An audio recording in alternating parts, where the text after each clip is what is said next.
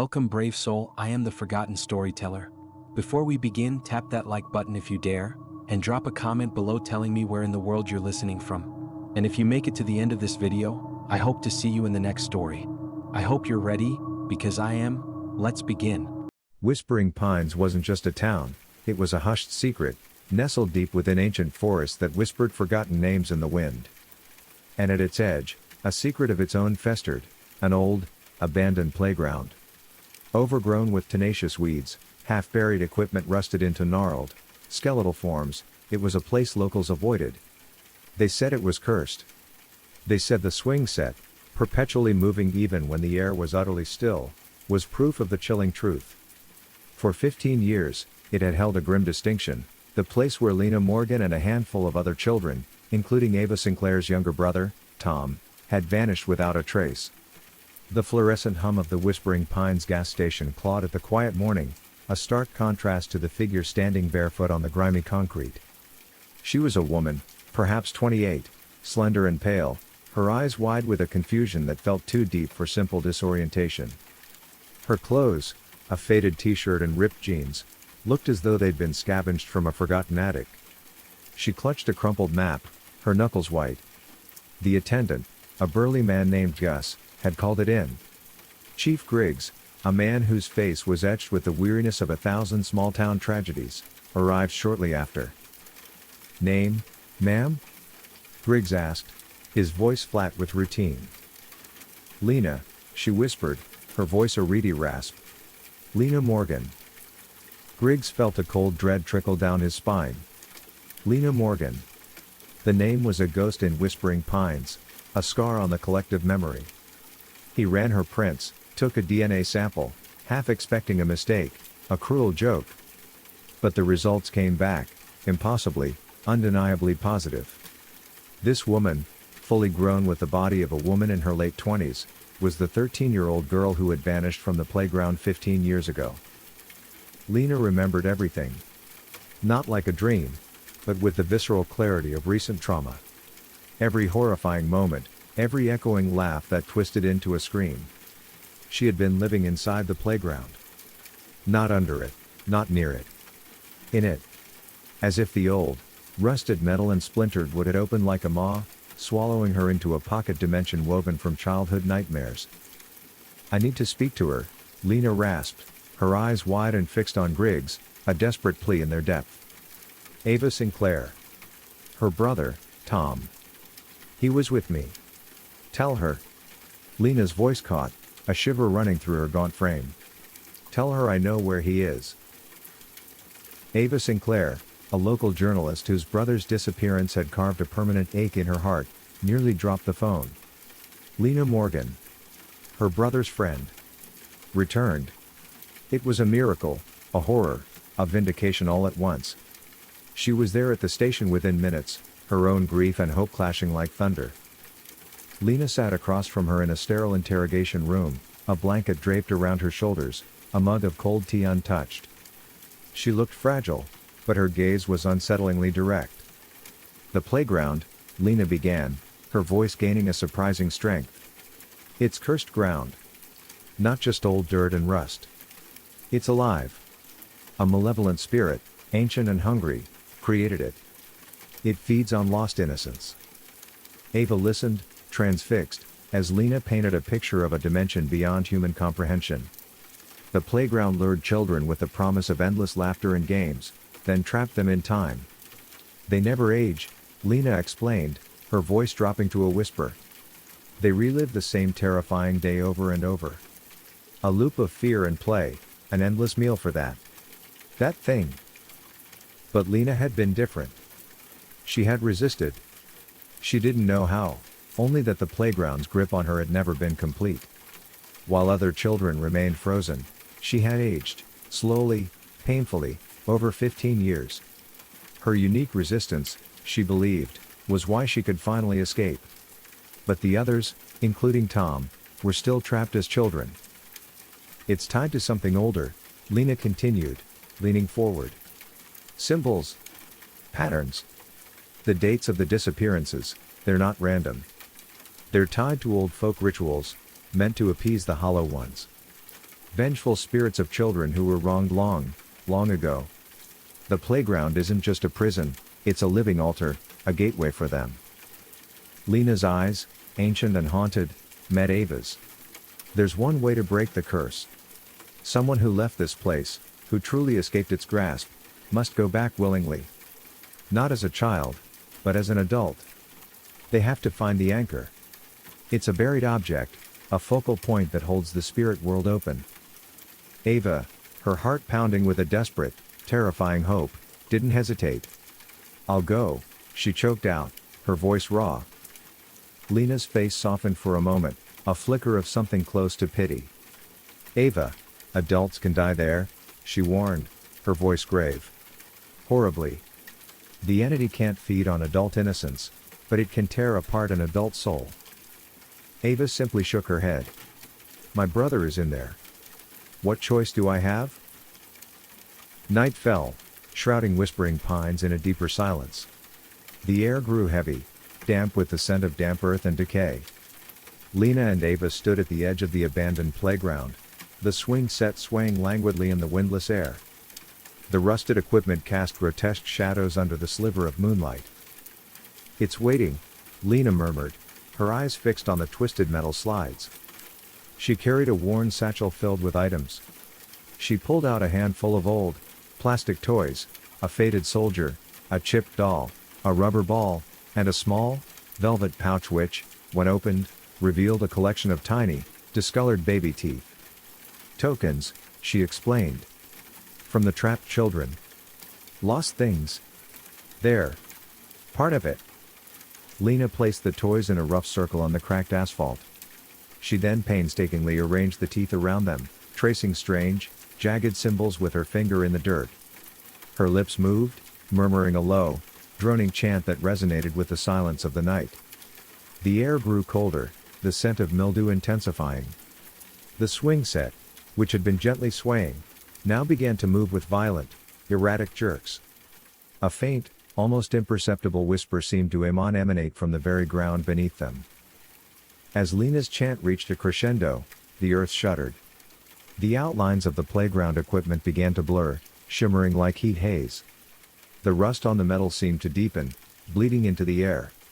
What looked like shadows detached themselves from the surrounding trees, coalescing into indistinct, childlike figures that flitted around the perimeter, their eyes like chips of coal. The hollow ones. Then, the ground beneath them seemed to give way, not with a collapse, but with a sickening lurch, like a ship plunging into a sudden trough. The world twisted. The rusted equipment stretched and contorted into unnatural, skeletal shapes. The slide became a grasping claw, the monkey bars a ribcage. The whispers intensified, becoming a cacophony of hollow-eyed children, their faces pale and gaunt, their voices echoing in a terrifying chorus. Shadows with sharp, unseen teeth danced just beyond their peripheral vision. They were no longer in whispering pines. They were inside the nightmare. The air in this dimension was thick with forgotten laughter and unshed tears. The ground beneath Ava's feet felt spongy, like walking on old, damp carpet. They moved through the distorted playground, the sound of phantom children playing games that felt less like fun and more like torture. Lena moved with an eerie familiarity, her eyes darting, searching. Minutes stretched into an eternity. Then, near the base of an impossibly tall, twisting slide, they saw him. A boy, no older than 8, sitting in the withered sandbox, meticulously building a sandcastle with tiny, pale hands. Tom. Ava's breath hitched in her throat. He hadn't aged a day. He was exactly as she remembered him, down to the cowlick in his brown hair. "Tom!" Ava cried, tears blurring her vision as she rushed forward.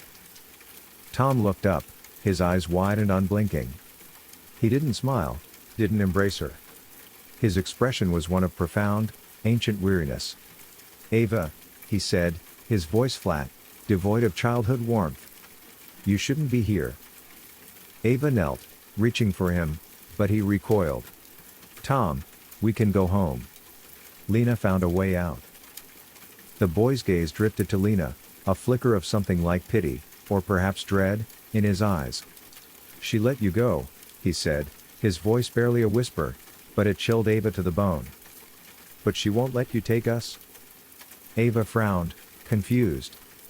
"What are you talking about, Tom? We're going to get you out." Tom shook his head, a slow, deliberate movement.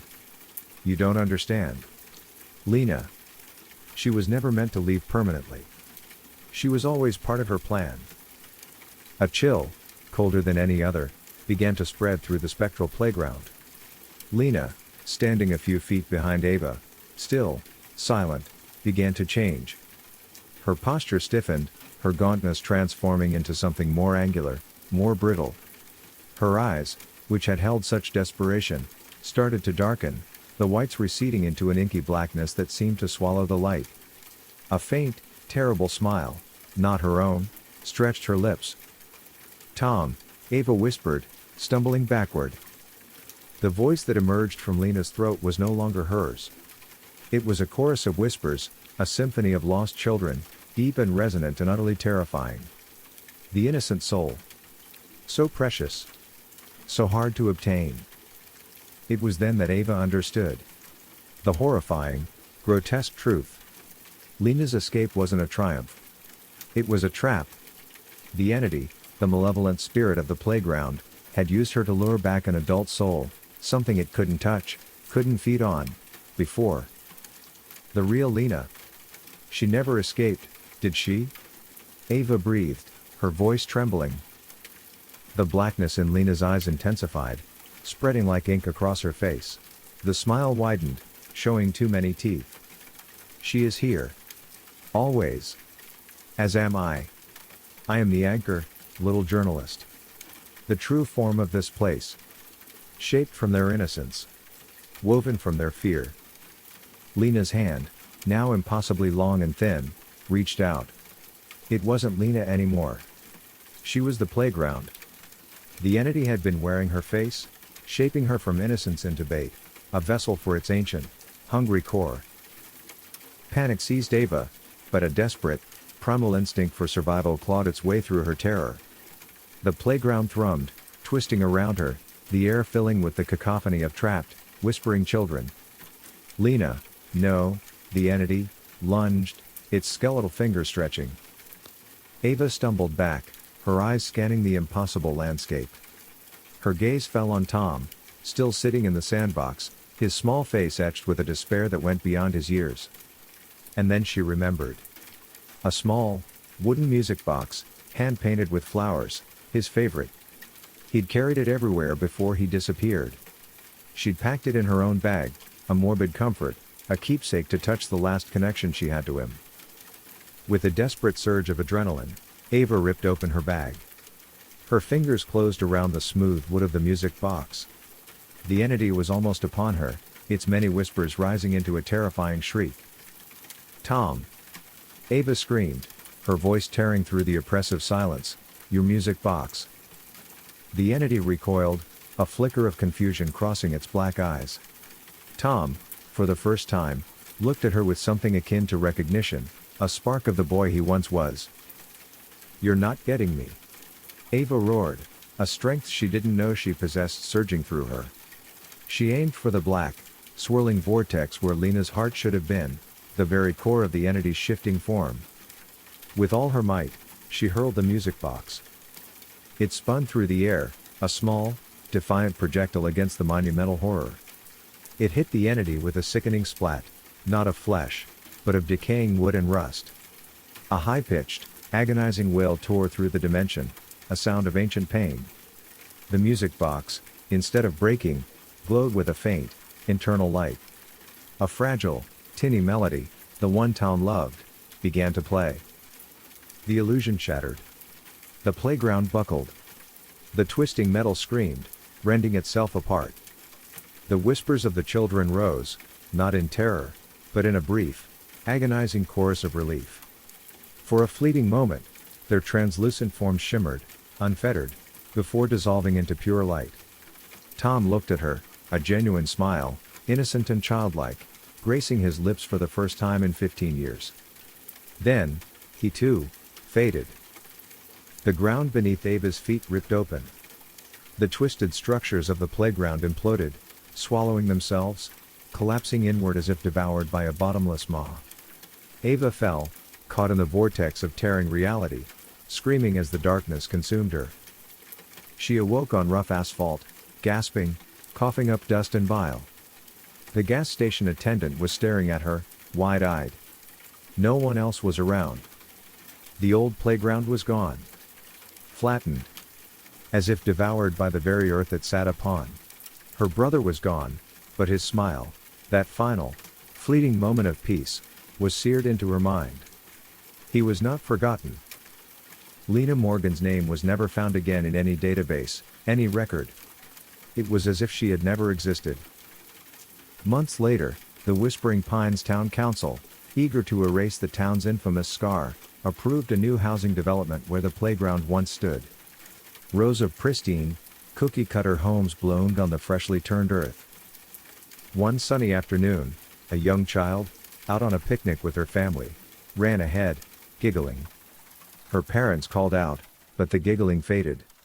When they reached the small, manicured park at the center of the new development, she was gone. A single, brand new swing, installed for the new residents, swayed gently in the windless air. And somewhere, deep underground, where the foundations of the new homes met the ancient, hungry earth, faint, echoing laughter began to rise once more. Ready for spine-chilling tales that will haunt your thoughts? Subscribe to Forgotten Storyteller for eerie narrations, unsettling mysteries, and haunting stories you won't forget. Hit the bell icon so you never miss a story, because some stories refuse to stay buried. Join us, if you dare,